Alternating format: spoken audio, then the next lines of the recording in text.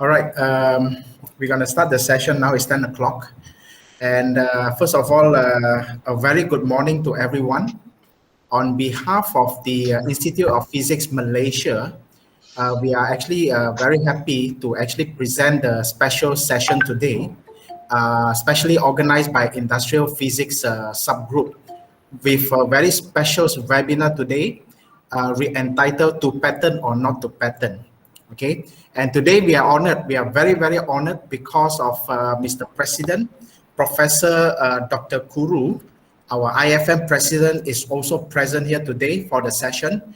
And without further ado, I would actually like to hand over the session to Professor Kuru for his welcoming and opening remarks to us before I actually introduce you to the speaker today.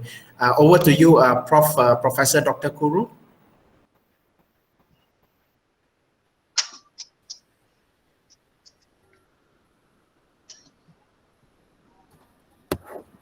Prof, are you there? Your mic is muted there, Prof, yeah? I'm very sorry. Suddenly got cut off.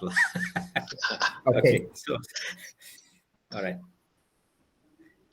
Let me know when to say anything. Okay, Prof, I've just handed the session, the opening remarks to you, Prof. Thank you. Okay. Thank you.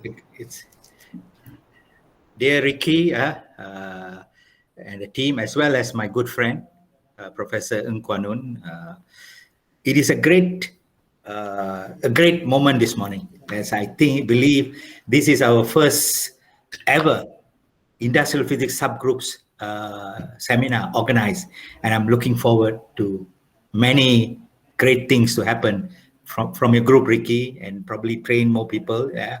One of the things is training people. Okay. To those who have no idea on the background of the Institute of Physics Malaysia, we would reach our 50th year in 2023, 2 years from now.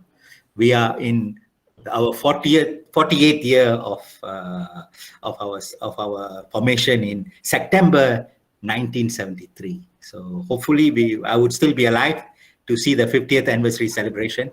I've spent nearly 25 years serving the Malaysian Institute of Physics. And I find many physicists, especially academics, talking about why aren't you involving the industry people? So whoever talks loud in the council meeting or in the AGM, I appoint them as the industrial physics subgroups. None of them were able to do this except Mr. Ricky.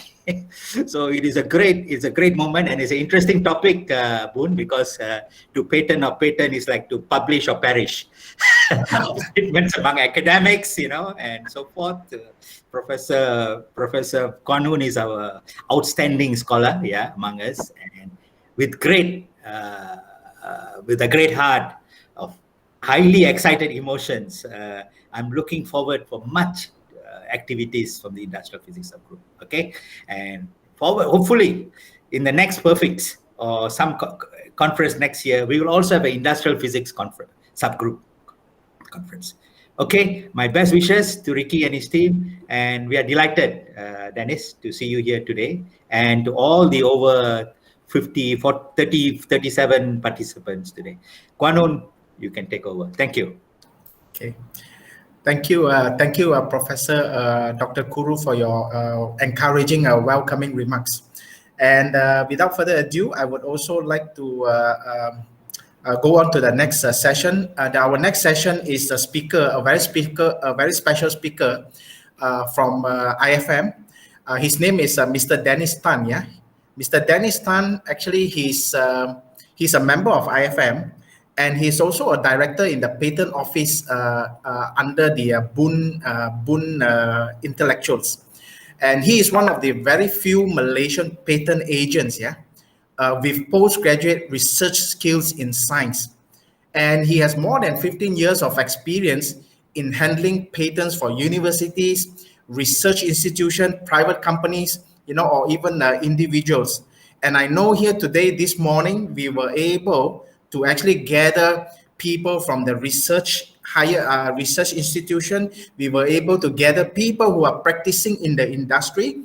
We are also having engineers and technologists yeah, who can actually get involved in designing or developing or certain products or processes that actually I think there's a potential for it to be patent.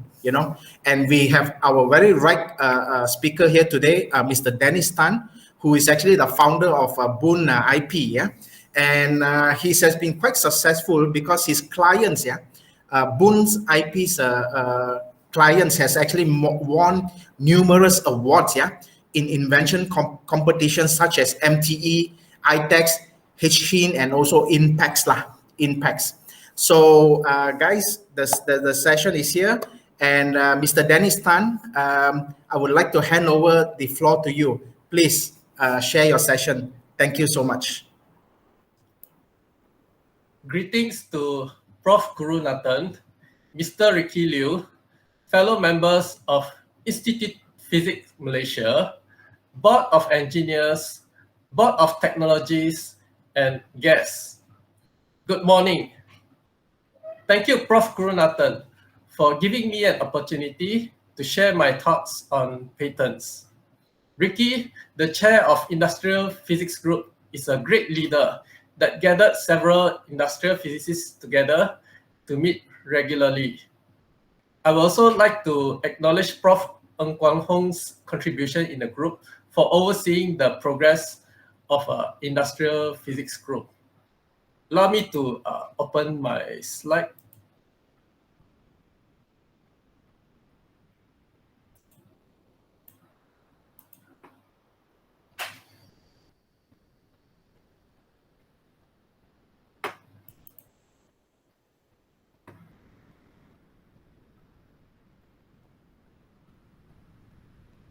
Okay.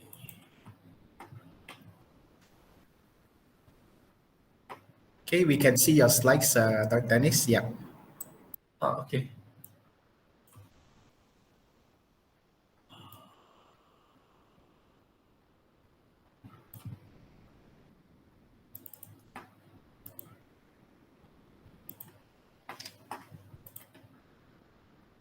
Okay.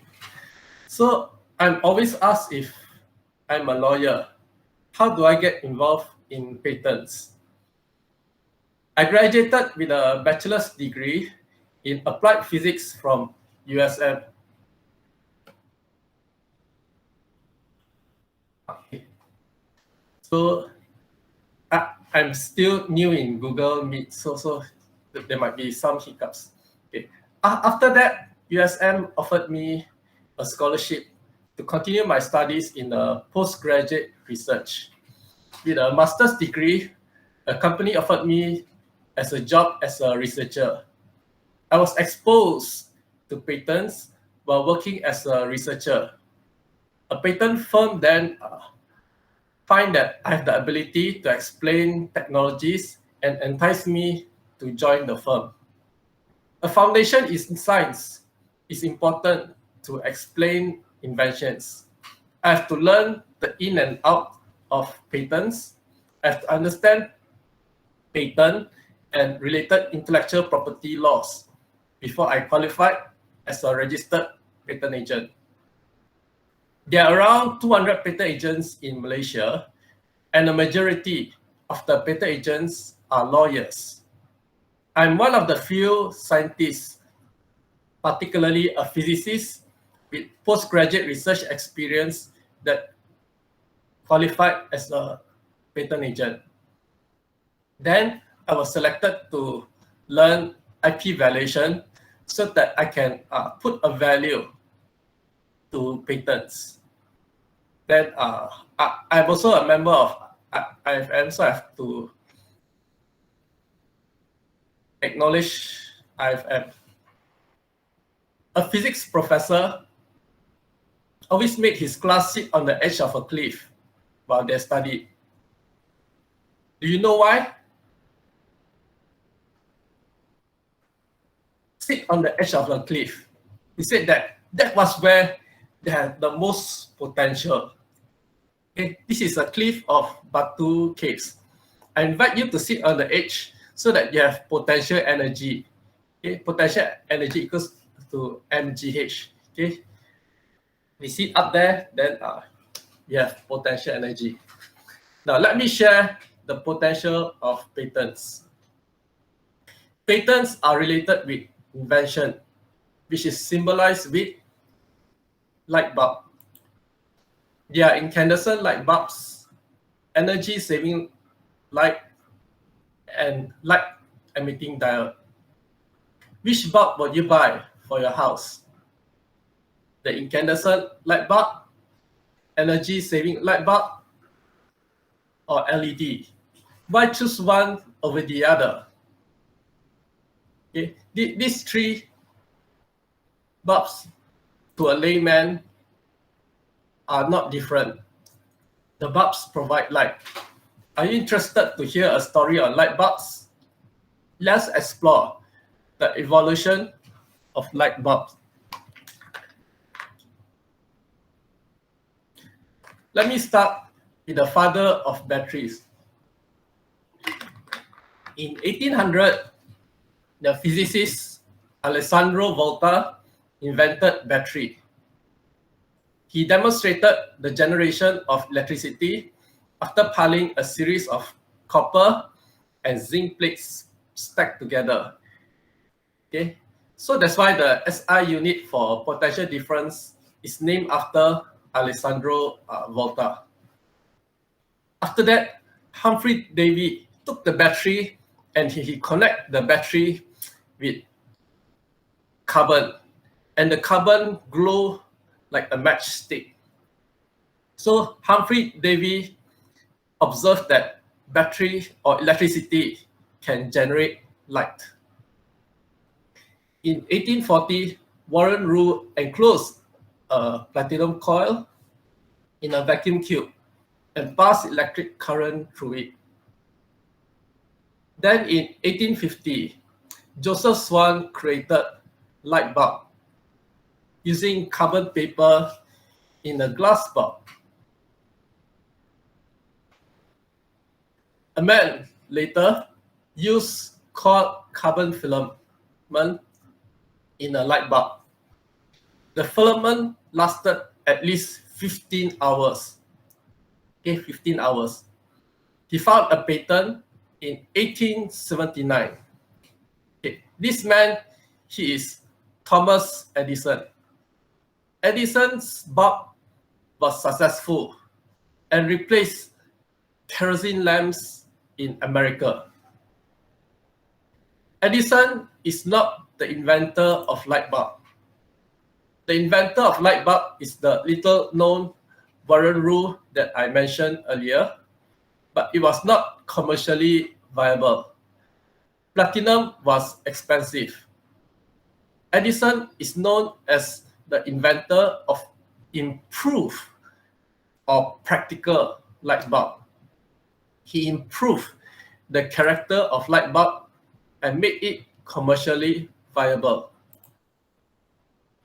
With his patent, Edison managed to secure investors to fund his commercial journey and research lab. He built a company which will later be part of General Electric. The bulbs created a huge demand for electricity. Power generators were built. Then later machines were later built and run by electricity. And electricity created the spark for the second industrial revolution. Okay. Edison is also credited with Menlo Park. Menlo Park is an industrial research lab. Menlo Park is the first institution set up with a specific purpose of producing innovation. It is the first R&D lab. Researchers were employed under the direction of Edison, and their main role is just to research. One of his most popular employees is Nikola Tesla. Lamp innovation does not stop with Edison. 100 years later, in 1980, Philips introduced energy saving lamp. The lamp is based on compact fluorescent lamp. Okay, Philips bulb is better because it uses lesser energy than the incandescent lamp. Then in 1993, Nakamura introduced blue LED, which is then combined with red and green LED to create LED bulb. LED bulb uses much lesser energy compared to the energy saving lamp. You may be asking, why do we build better lamps? Aren't all the bulbs the same? Here we are physicists and engineers. We know that the bulbs are not the same. Nakamura, when he was pitching the idea of blue LED, he was asked the same question to justify his research expenditure for blue LED. We could miss blue LED if Nakamura did not persist in his research, because his superiors think that the Philips energy saving light is already good enough. Why build a better light bulb? Okay, but innovation is important to build better lamps. Patent protects innovation. Okay, the progress of innovation. What are the criteria for patents? First, it must be new. Second, it must involve inventive step. In other words, it is not obvious to persons skilled in the art. Third, it must have industrial application. Let us apply the novelty criteria to light bulbs.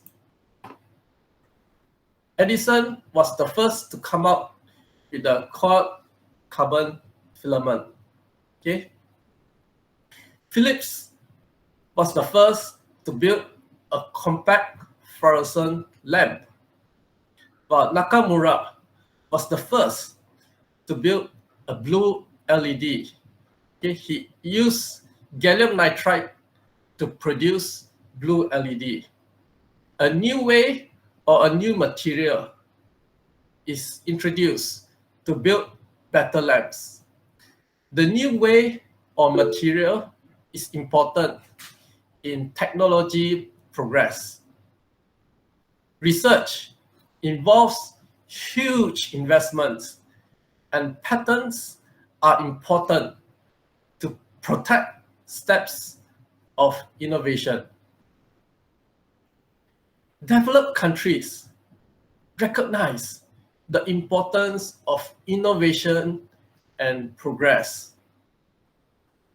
South Korea, a nation which at one time was on par with Malaysia, recognized this fact. Korea are willing to spend 4.9% of their GDP in R&D. Private companies make up 80% of the research expenditure.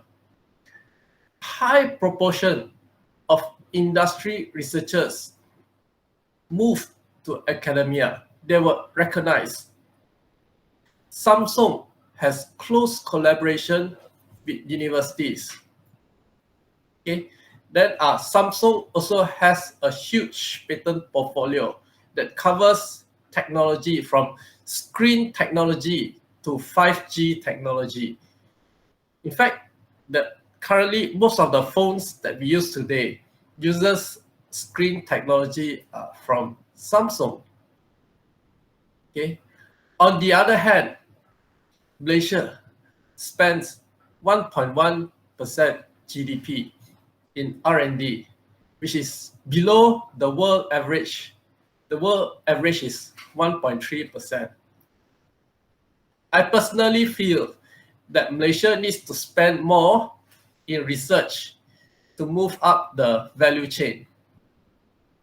Malaysia also needs a closer collaboration between academia and industries in order to achieve the dream of being a high-income nation or a developed countries. Developed countries recognize the importance of patents. Huge investments are needed in research. Patents provide a mechanism for companies to protect investment of research. As an employer, and organizations get to own research output as an asset. Global companies such as Samsung are built in this manner. Inventors are named in every patent. Patents provide a mechanism to recognize every inventor's contribution. Inventors have a right to royalty. Do you know? When the invention is successfully commercialized. Royalties provide an incentive for researchers to innovate more. Currently, the Malaysia Investment Development Authority has launched an income tax incentive.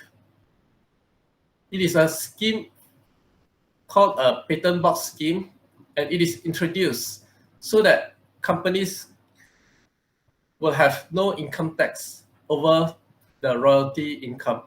So these are the benefits of having a patent.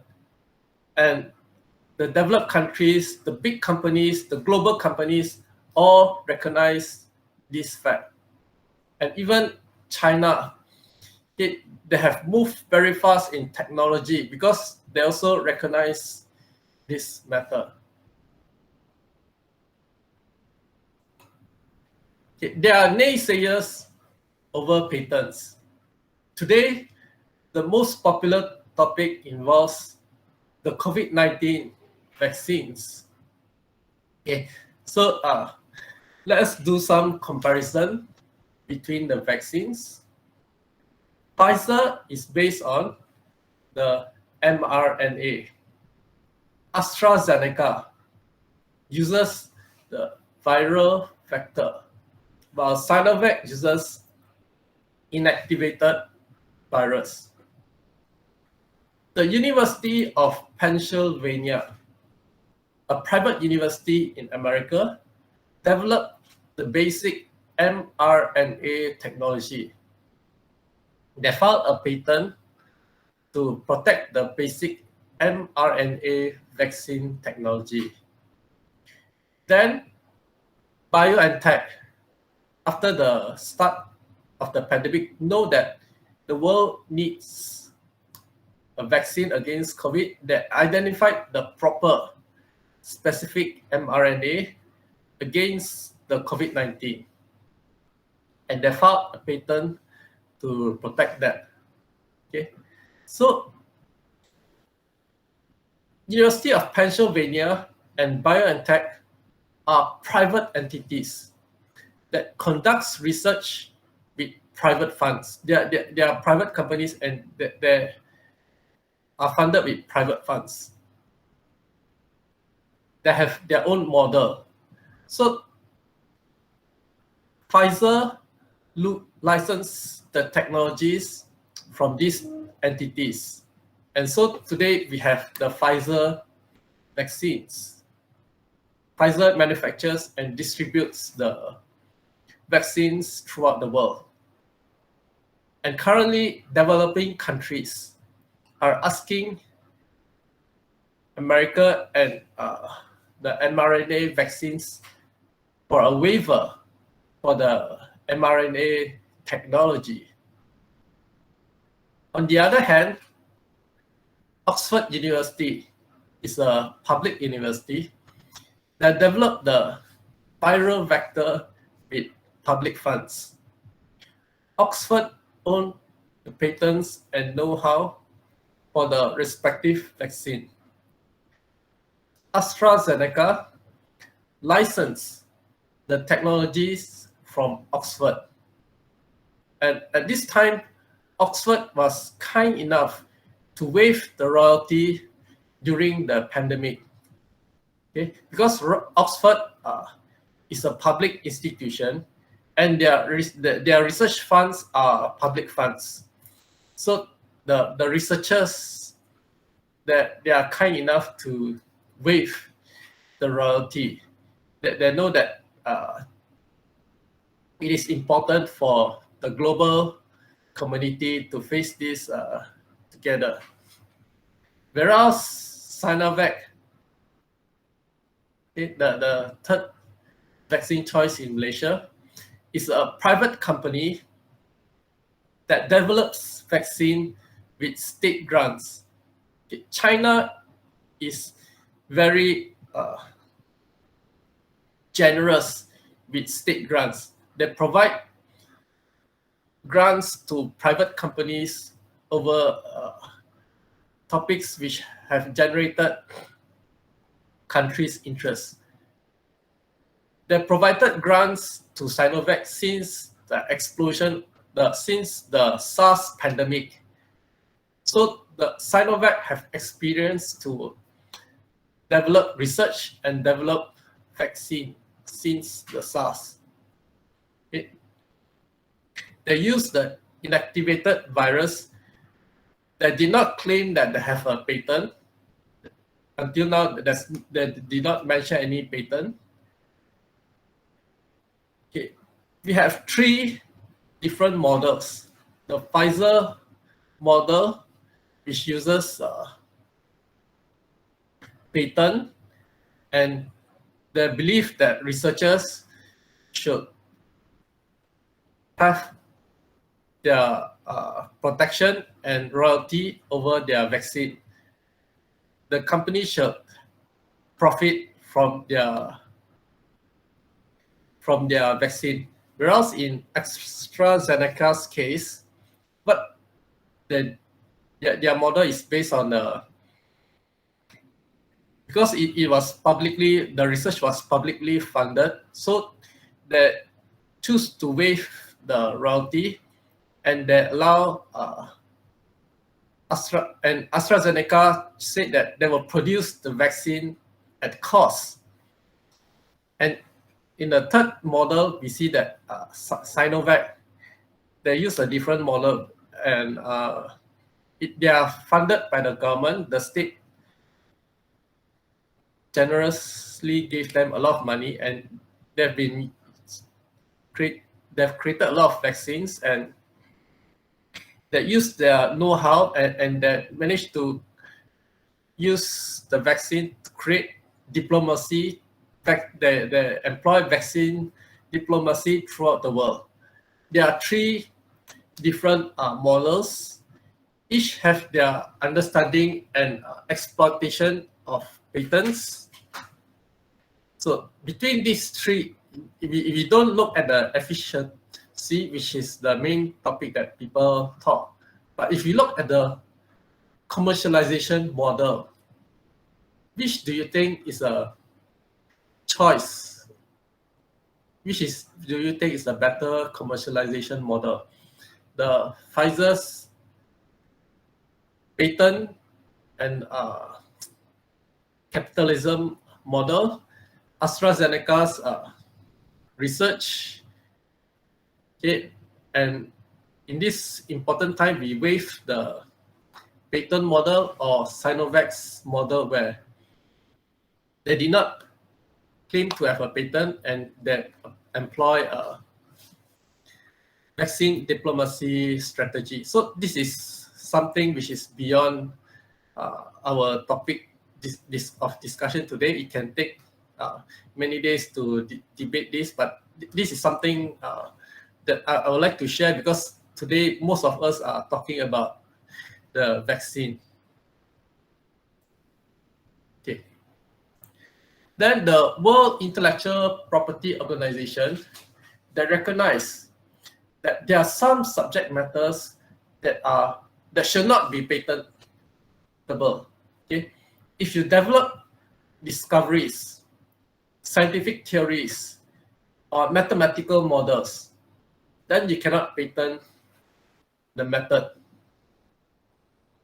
Okay, so if you find a great mathematical equation to explain photoelectric effect, then you cannot patent that equation. If you develop surgery, therapy, and diagnostic method, you also cannot patent the method. Nevertheless, you can create new products and you can patent the product. For example, I know Sunny Lin, Sunny Go. Sunny Go is a member of our industrial physics. He have observed and developed a model to explain water vapor buoyancy. He cannot patent the model of the water vapor buoyancy. He cannot patent the equations involved in calculating the water vapor buoyancy. Okay. Nevertheless, he came up with a product, a device to measure the water vapor buoyancy, and I helped him to patent the device for measuring the water vapor buoyancy. So patent is limited to the scope of a product. Let me share the statistics of Malaysia patent application in 2020. The patent applications fell from 7,743 to 7,015, a drop of 9% when we are facing the pandemic. There are 1,110 applications, a proportion of 60% from Malaysia. The rest are from other countries. The top 3 countries that file patent in Malaysia are the United States, Japan, and Germany. These 3 countries are also our top FDI, foreign direct investment, that invest a lot of factories in Malaysia. The most popular field is chemistry. There are 2,145 applications. But when a patent is filed, it can be classified in several fields. It does not fall into one field. It could be in multiple fields. So the patent office noted that there are 1,204 applications in electricity, 1,056 applications in physics, 573 applications in construction, and 532 applications in mechanical. Now let's move to the topic of the day. Today, the topic is to patent or not to patent. To me, there are 2 questions that you need to address. First, what technology improvement is being made? What is the benefit of using your invention? As an expert in your field, you will need to assess the technology benefit of using your new idea. In the case of the LED bulb, Nakamura envisioned that he can create a much better bulb than the Philips compact fluorescent bulb. He wanted to come up with a bulb that uses much lesser energy, and it does not rely on heavy metal. The compact fluorescent light was using heavy metal, which if you discard that, it will be hazardous to the environment. So based on these two ideas, Nakamura created the LED, and today we are much better positioned technologically, and we have a much more efficient light bulb which saves energy consumption because Nakamura persisted in his research in blue LED. Imagine what will happen if his superiors were to tell him that to stop his research and tell him that the Philips bulb is really good, the compact fluorescent bulb is really good. Why go and research the blue LED? The second question that we have to consider is the economic potential of the invention.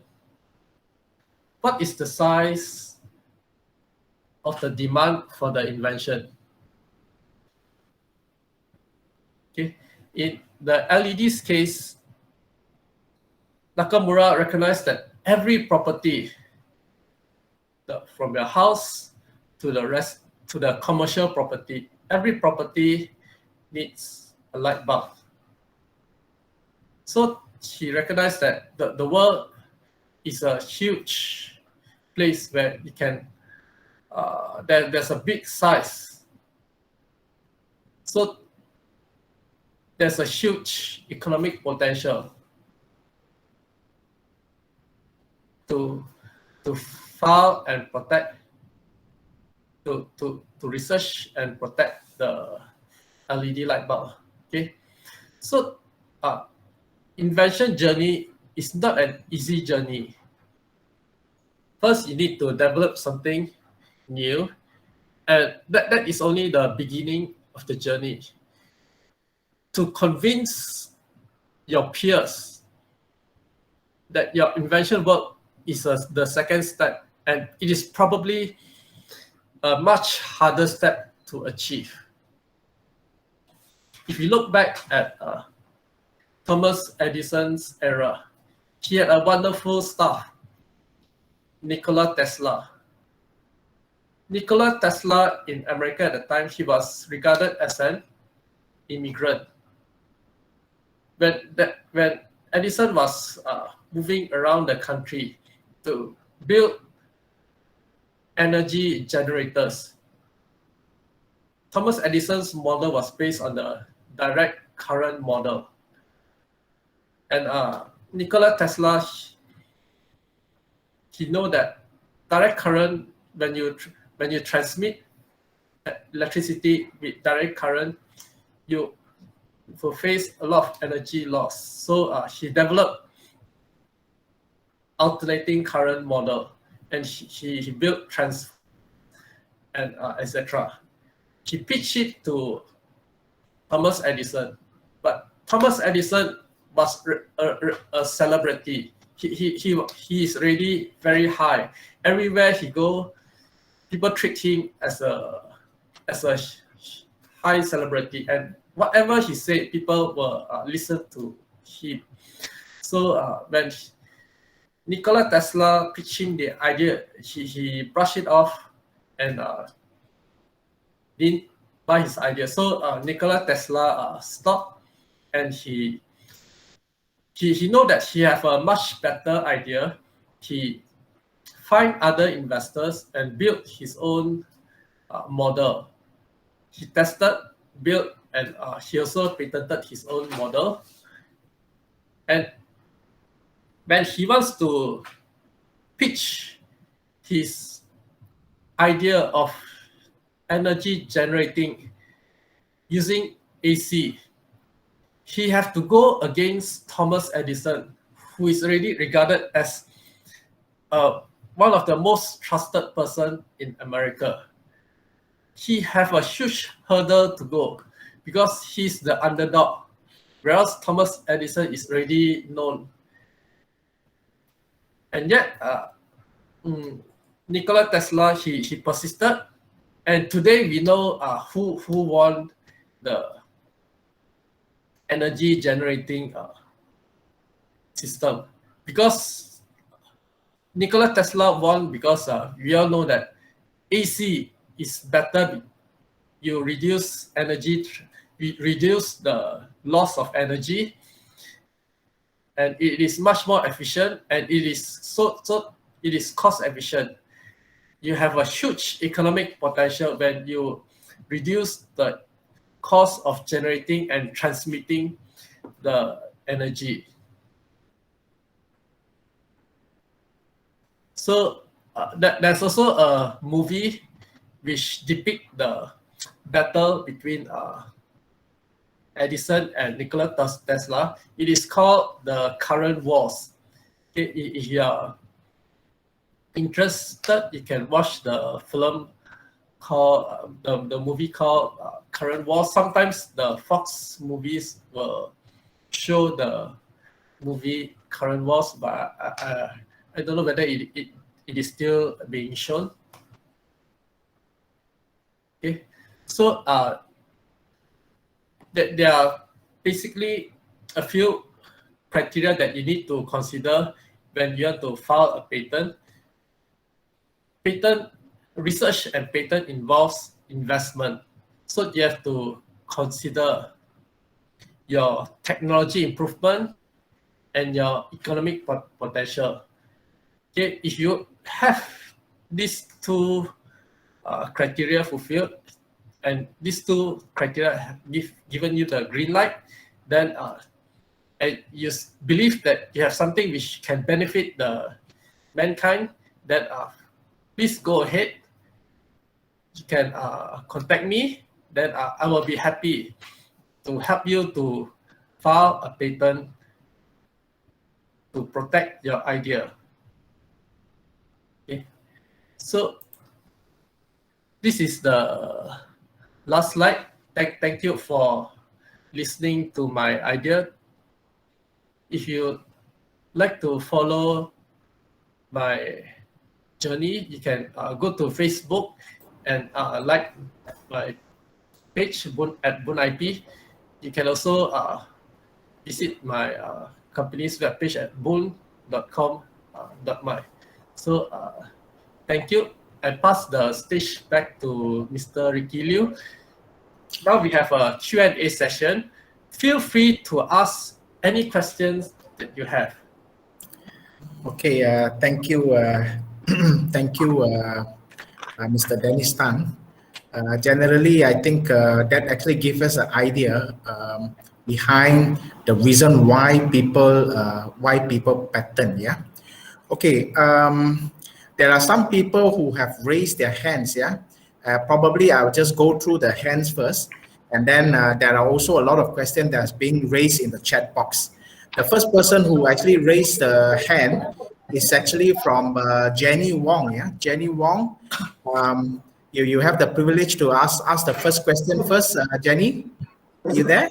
Yes, I'm here. Yes.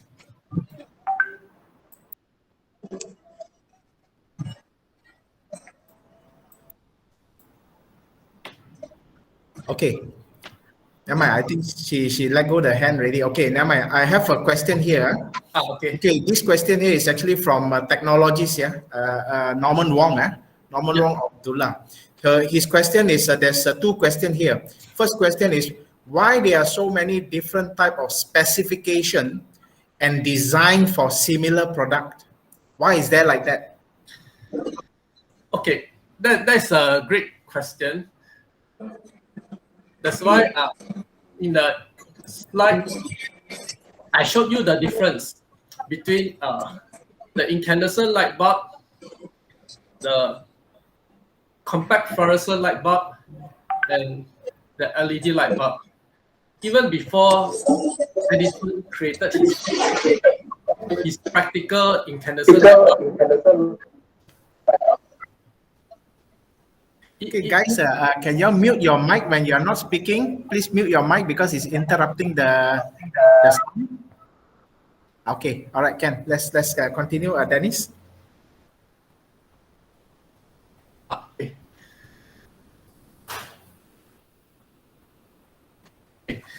So if you look at the progress of technology, initially I shared that even a simple device like a light bulb, there are different types of light bulb, and the light bulb have a simple feature.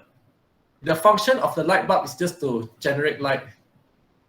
Okay, it only generate lights, but how does it generate light? That is the main question that people in Philips and Nakamura and Thomas Edison asked. People, since Joseph Swan, they use different material and construction to build the light bulb. You have to look into the details. How did they generate the light bulb? What is the improvement being made? Okay, so when Philips introduced the compact fluorescent lamp, it was considered as a good bulb. It helps to save a lot of energy, and it is bright. It is low watt. A lot of people's house are using it, but yet if you compare the LED and the Philips bulb, the appearance alone is you cannot see that there's much difference between them. But the difference lies in the detail. Okay, Philips use compact fluorescent light, whereas the LED they use solid state blue LED, red LED, and green LED together. So it is the specification. The in detail it is different, and they use different material to produce different result.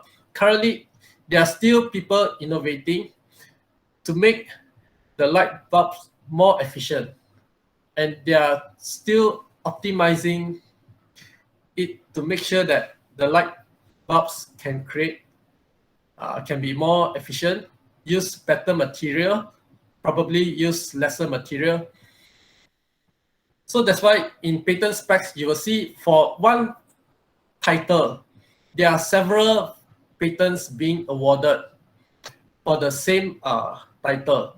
Why? Because actually the composition, probably the composition, the material or the function or the setup, how it is being set up is there are some small difference, and when they apply that differences, it creates some benefit. So that's why for one title, you can see a few numbers of patents being filed, and there are similar features.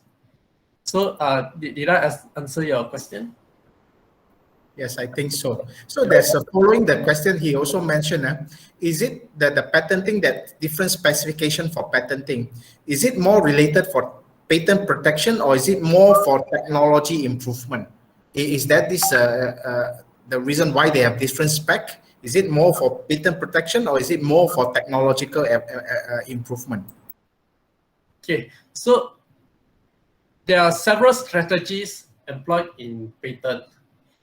The basic strategy of filing a patent is to protect the steps of innovation. When you find a bit better material or you find a better setup, and when you have a better material or better setup, probably just by different position, then you find that it produces a better output, then you can file a patent to protect that idea. So that is the basic strategy that most of the company use. But in every step of innovation, when you come up with a much better product, be it in technology or material or setup or the design, then that will file a patent to protect the idea. There are more advanced strategy being used. For example, they will file more patents. Okay. Okay, so certain countries are now, or companies, they are fascinated with the patent numbers, because now we are in a handphone war, where telecommunication companies are currently suing each other.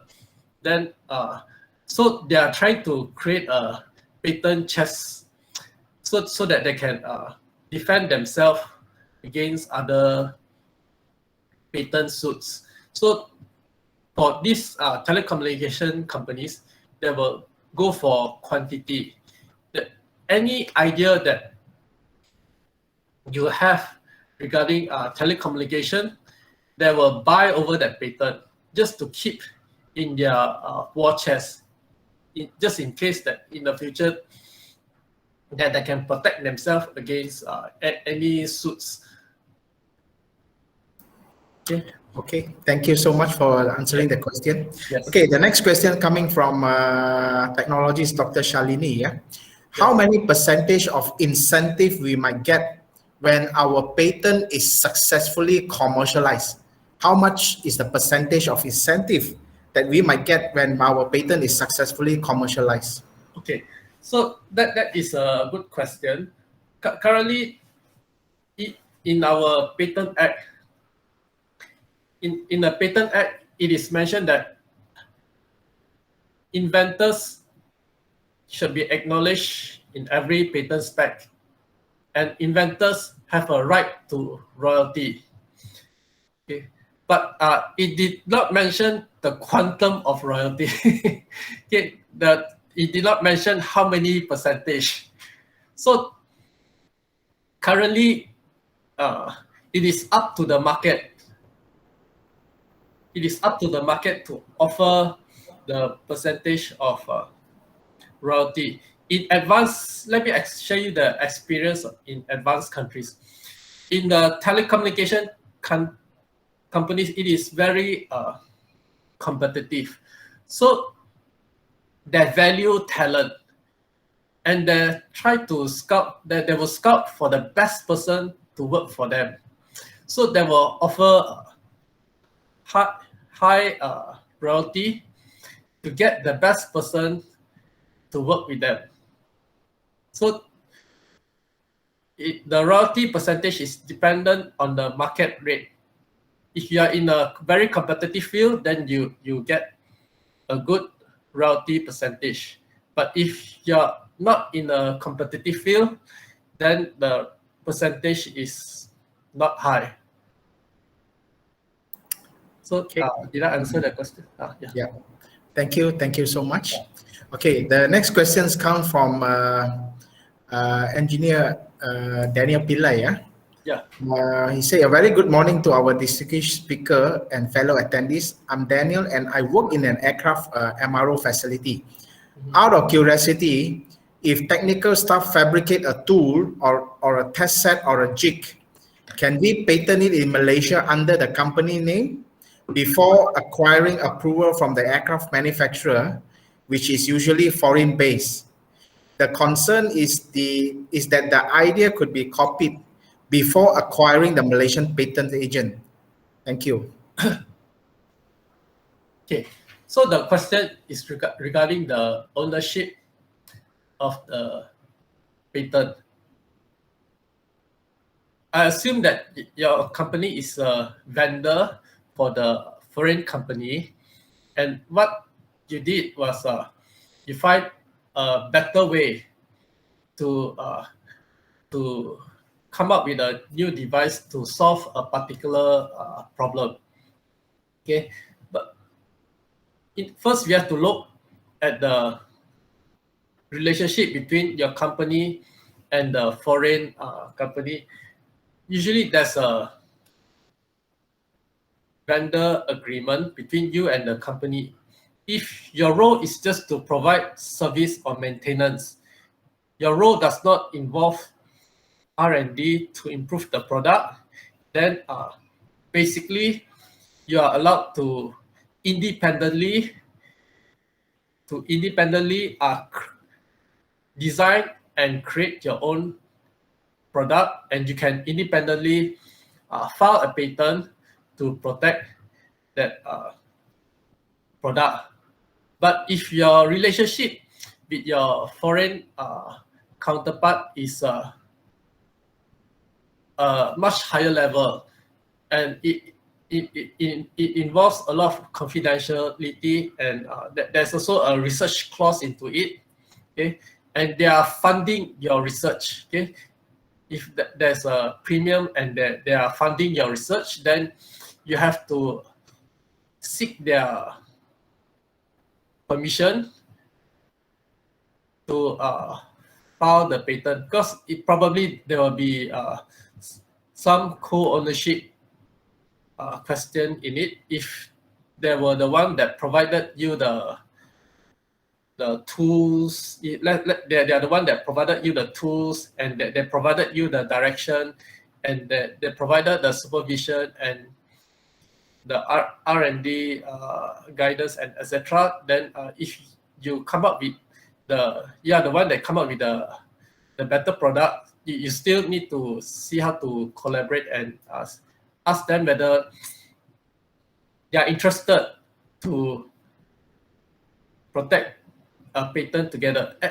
And co-ownership is a good model, because filing a patent in multiple countries is expensive. When you have a co-ownership, then there will be co-ownership in responsibility in promoting the product in the global stage.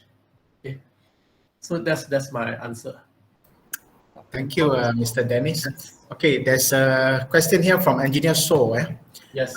He said, can you explain the patent issues raised by David E. Martin when testifying at German Corona Inquiry Committee on 9th of July? Are you aware of this thing? Can you repeat the question? I'm not sure. Okay. The question is, can you explain the patent issues raised by David E. Martin when testifying at German Corona Inquiry Committee on the 9th of July? If you follow up, if you did follow that inquiry, then you will know. If you did not follow, then probably you wouldn't be able to answer. I'm sorry, I did not follow that inquiry, because I'm not in the pharmaceutical line.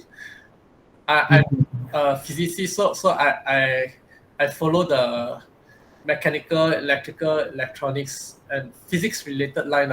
For pharma, different line for me. So I don't follow the news. Okay, never mind. We go to the next question raised by Engineer Ma.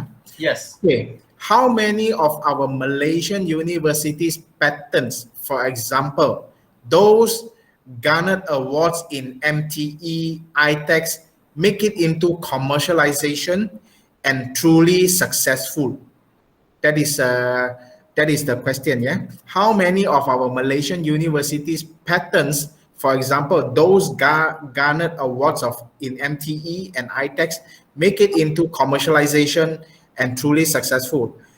He follow on that there's a cost of patenting. Sorry, that there is a cost of patenting, and not all university colleges have the necessary funds for the patenting. And for sure, successful patenting carries more weight in the judging process, and we do not doubt that lah. So, yeah, Mr. Dennis. Yes. So I understand that you're concerned with the commercialization. Before I share the data on Malaysia commercialization rate, let me share the developed countries like America's commercialization rate. In America, what they do is out of 100 patents that they filed, okay, out of 100 patents, probably around 10 are commercialized. Okay, out of 100, only 10, and out of the 10, only 1 are being successful, and that made a lot of money that get in the market. Okay, for example, the University of Pennsylvania that I shared just earlier. So they also filed a lot of patents, and the mRNA is in the 1% of the one that get much of the interest from the private sector, and it get a huge investment, and it is being a money generating patent. So, and now we look back in Malaysia. So to me, we also have to understand that Malaysia is still in the baby step of going into commercialization of technology. We are not as sophisticated as America yet. A lot of time is needed to commercialize an idea. And sometimes when you already commercialize that idea, it will not be competitive anymore compared to other products. Currently, according to MOSTI is the one that has the statistic on commercialization. I did not monitor the commercialization data because I'm not directly involved with commercialization. I'm only involved in the beginning part of helping companies to file for patent and get people to protect their idea. You see, patent is just a first step. You have an idea, you protect the idea. Then after several steps around the road, you still have to promote the idea. Then you have to bring the product out to the market and get it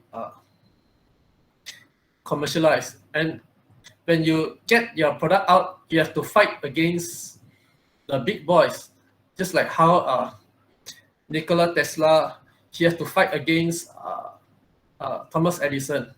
So if you look at the Malaysia commercialization rate, currently a sad thing that I noticed in Malaysia is that the private companies in Malaysia are not investing in much in R&D. The only companies that are investing in R&D are Petronas and the glove industry. Only these two industries are the ones that are investing a lot in R&D. And the third will be the semiconductors. The semiconductors are foreign companies, and they usually take the technology out of Malaysia. They file the patents under their foreign companies, and they keep it within their walls. So if you look at the universities' commercialization, it is difficult for them to bring it to the world stage. So it is an unfair comparison to compare it with America, where they managed to get 10% commercialization rate and 1% which can generate good revenue from their patent.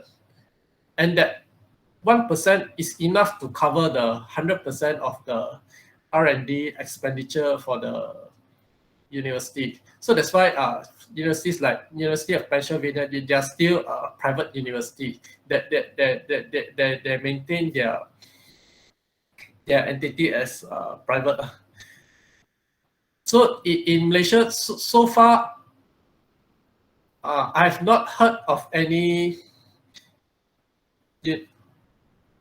inventions that hit the 1%. There are a few that managed to get licensing deals that hit the 10%. They have commercialization deals with some companies, and it takes time to develop and push the technology to the market.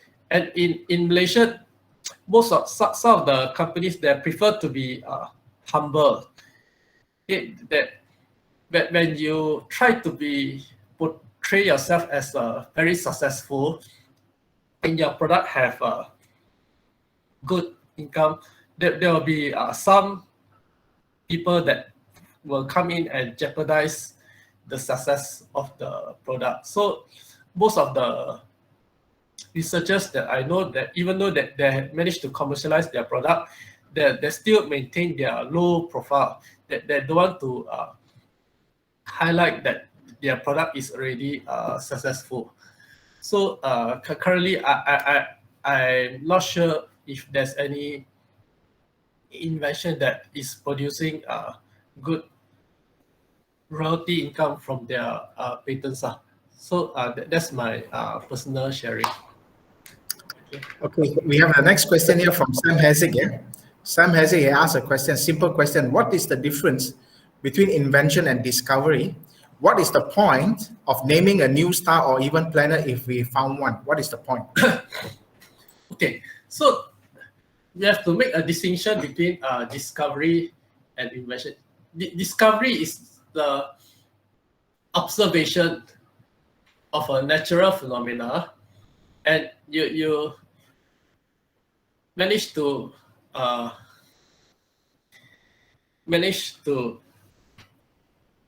come up with an idea, a theory or idea. For example, if you identify a star and the star is that there's no name for the star yet, then because you are the one that discover that star, then you have the right to name that star. You have the right, that attribute. Okay, so if you are a biologist, you discovered a new species or a new variety, you can also be the person to name. You have the right to name the species or the variety. That's discovery. Then earlier also I shared about the story of Sunny Go. So he also discovered a mathematical equation model to explain water vapor buoyancy. Okay, the equation for that cannot be patented. Okay, so but invention involves industrial application. Just now, yeah. So invention have to fulfill these three criteria. It has to be new, involves inventive step, and it must have industrial application. The third criteria, industrial application. Okay, so it has to be a method of a product that can be applied in the industry. So in the example that I gave regarding the water vapor buoyancy, you cannot patent the model, the equation. But if you come up with a product or a device to measure water vapor buoyancy, that product is considered as an invention. Then you can protect that product. So that's the difference between discovery and invention. Okay, we have another question from Engineer So. Yeah. Oh, yes. Assuming I have a patentable invention, Yes. is there a way to prevent someone from stopping me to use the invention just because he found out about the invention and submit the invention for patent? Can you get the question? Yes. So if you look back at the vaccine patent that I mentioned earlier, okay. So because University of Pennsylvania, they are the first one that come up with the patent for mRNA. So actually, it just they are the one that come up with the idea that generally you can use mRNA to train our immune system. Okay, but they did not specify the the patent did not specify which type of mRNA. So then later BioNTech knows that COVID is a dangerous virus, so that conduct R&D, and they found the specific way to train the mRNA, the specific way to train our immune system. Okay, so and they managed to, BioNTech filed the patent for the specific mRNA to train the immune system. Okay, so when Pfizer wants to commercialize the mRNA vaccine, Pfizer needs to get the license from both BioNTech and also University of Pennsylvania. Why? Because the University of Pennsylvania have the general patent, which covers the whole mRNA. Because mRNA, the general patent already covers the whole idea that you can use mRNA to build a vaccine, whereas the BioNTech is a specific mRNA for COVID. Okay, so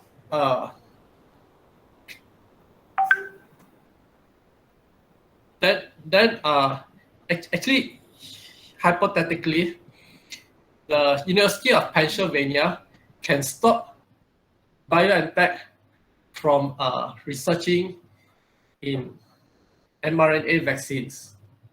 Okay, because they have the general patent for mRNA. So in your question, can someone prevent me if I have a patent?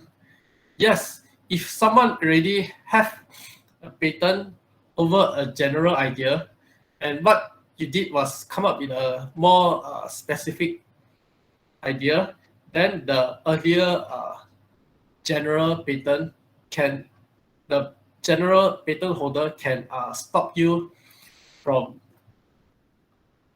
practicing your invention. Another example that I can give is a pencil. Okay, the person that let's say if a person invented a pencil and an eraser placed behind the pencil, and he patented that idea. But if there's a earlier person that already holds a patent for the pencil, even though the patent does not mention the eraser behind it, and because the basic of a pencil with an eraser is that there's an earlier patent to it, which is the pencil, and because that is the basic patent for it, then you need to get the consent or the permission from the earlier patent holder in order to practice the patent. So patent, unfortunately, is a complex idea. You can be the inventor, you can file a patent when you fulfill the criteria of novelty, it is new. Okay, but if the general idea of your patent is resting on someone's shoulder, and if the patent is still being enforced, okay, patent have a life of 20 years. If the 20 years is still being enforced, you will need to get the permission from the earlier patent holder in order to practice your invention. Yeah, that's all. Okay. Thank you for the answer. And I see that the engineer So he raised up his hand. Yes, and yes. probably he want to ask further about the question just now. Yes. Engineer So? What I mean is that if I have an idea patentable, but I do not patent it, okay? Somebody along the way heard about this patent, this invention, and they submit the patent, and he got the patent.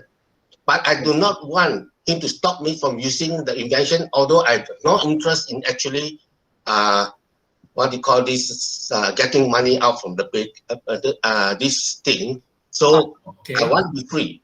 Is there a way? Because I was advised to do something. Okay. Yeah, correct. So what is the advice?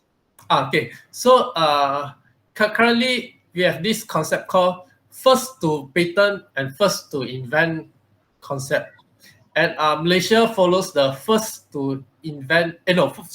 First to patent concept.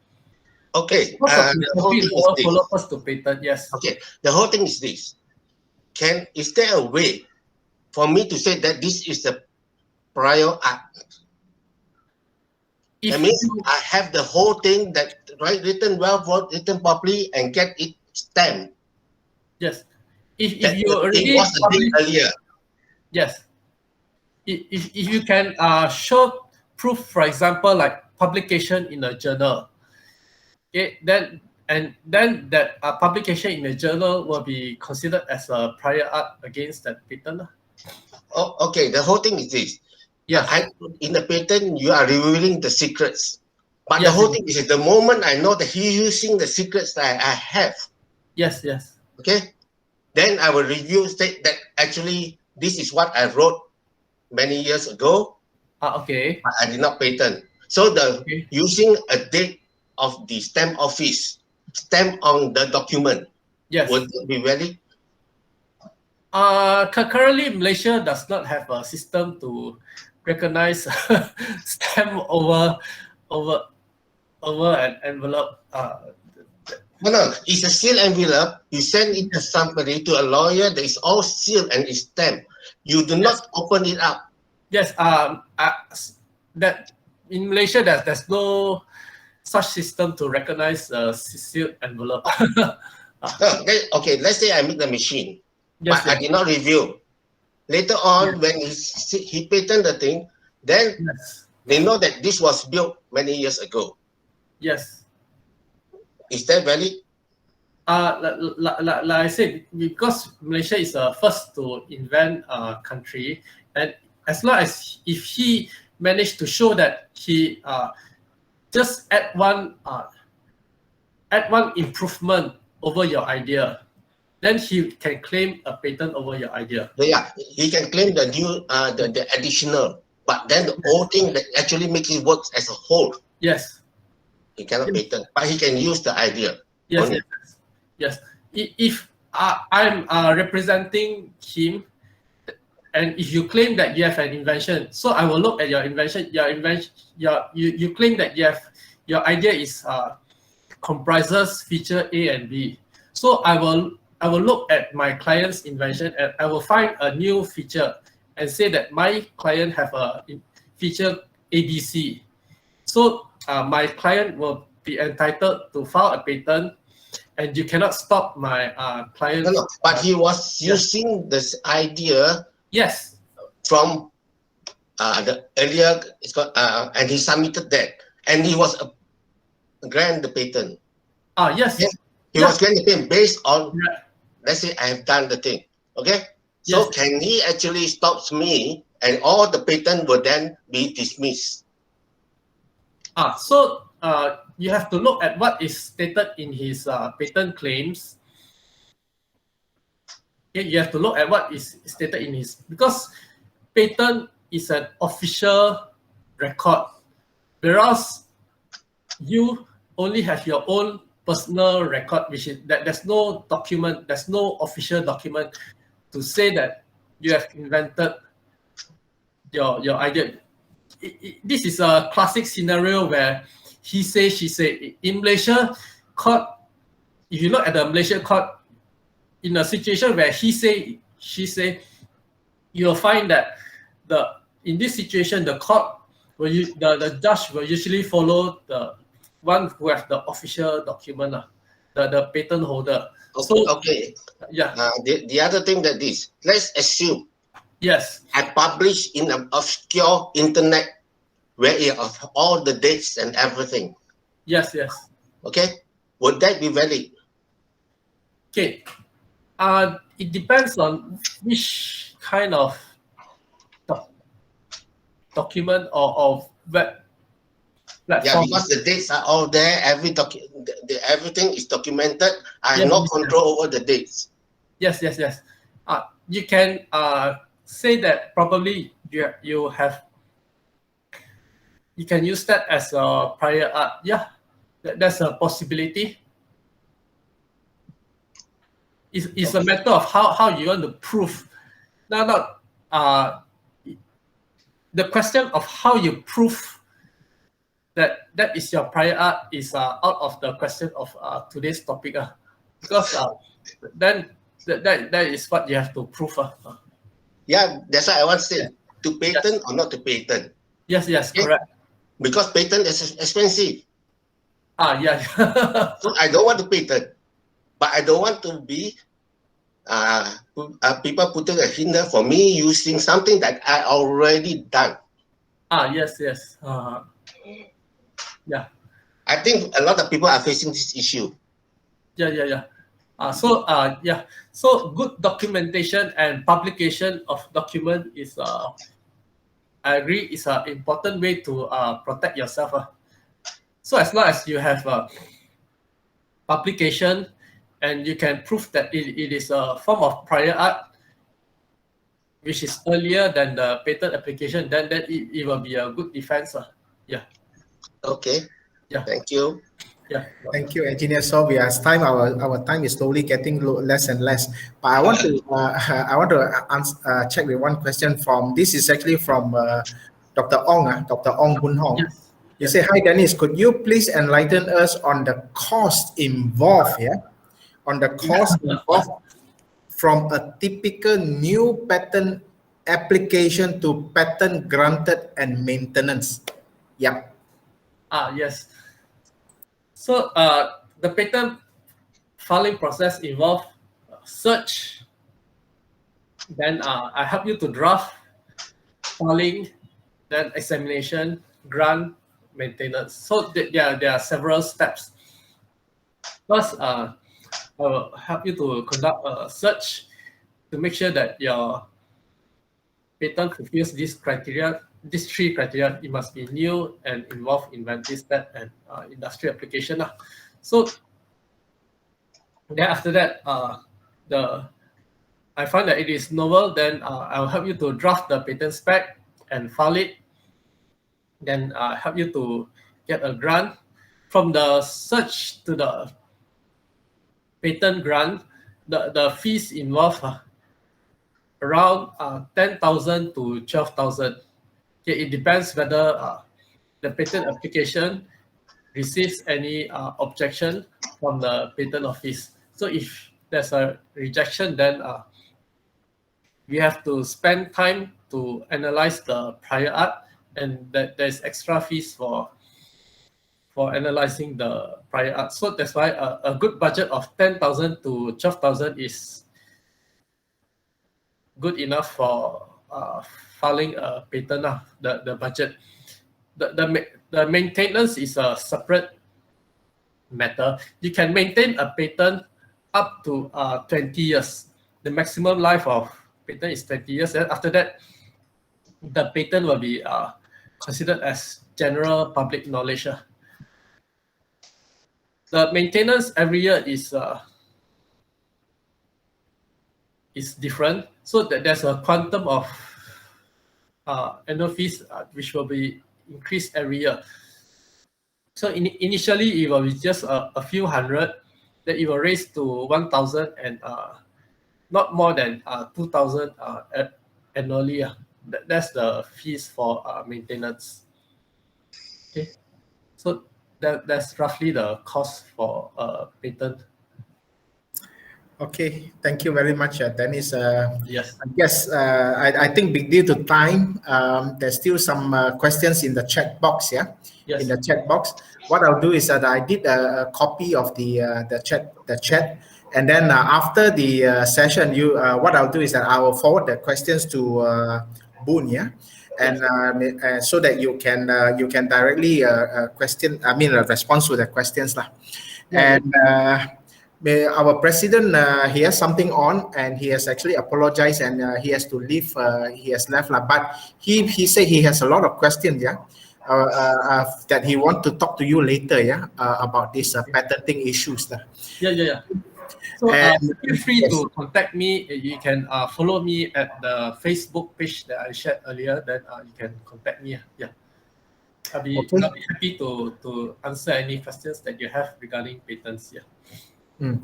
Okay, I would like to say thank you so much to our speaker, Mr. Dennis Tan, for his presence today to share a lot of information about patenting. Many technologies and engineers are here, and also some researchers are here. I hope that this session will give you an idea about what you can do in terms of patenting your your design or your invention, and whatever things that you come out or ideas that you have lah. And on top of that, I would actually hope that in the future when we organize the session again, we would still encourage more engineers and technologies and researchers to come in and join and listen to the session. Okay. And just for your information, this session is actually approved by, we have submitted the approval from the M board to actually get the CPD, and you can register on the link that I shared here. Register your name so that you can receive the cert for your attendance today, and therefore we will actually email and send you the cert so that you can submit it for your CPD. Okay. Now, on behalf of the president, and the whole committee of the industrial physics subgroup, including our Professor Dr. Ng, we would like to thank all of you for joining our session today. We hope to see you in the future, and thank you very much. And bye-bye, everyone. Bye-bye. Bye-bye. Okay, thank you, everyone. Bye bye. Stay safe. Thank you, TSG and Sabun. Take care. Stay safe. Okay, thank you. Thank you. Thank you, everyone. Thank you. Okay, thank you. Thank you. Stay safe. Bye.